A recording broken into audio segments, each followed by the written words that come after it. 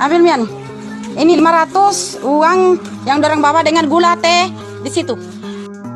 Malang nasib emak-emak di Konawe kembalikan uang Rp500.000 Cakades usai gagal terpilih. Viral aksi emak-emak di Konawe Selatan, Sulawesi Tenggara membagikan momen dirinya mengembalikan uang serangan fajar diduga dari calon kepala desa atau Cakades tidak terpilih. Uang tersebut merupakan serangan fajar yang diberikan Cakades untuk dipilih dalam pemilihan. Namun sayangnya Cakades tersebut tak terpilih. Ia meminta kembali uang yang diberikannya. Peristiwa tersebut terekam kamera emak-emak itu dan viral di media sosial.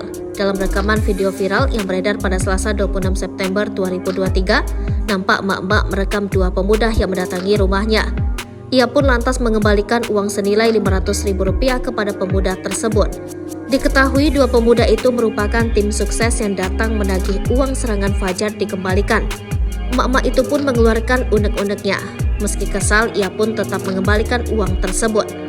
Ia pun mengatakan jika tak masalah, uang tersebut diminta kembali. Terlebih dirinya tidak pernah meminta uang ataupun barang-barang lainnya. Selain itu, dirinya mengatakan kalau uang tersebut dibawa sendiri oleh tim sukses calon kepala desa tersebut. Peristiwa ini pun viral di media sosial. Diketahui terjadi di salah satu desa yang ada di Konawe Selatan, Sultra, melangsungkan gelaran pemilihan kepala desa serentak pada Minggu 24 September 2023. Sedangkan sang Cakades yang dikonfirmasi Tribun News Sultra sejauh ini enggan berkomentar banyak.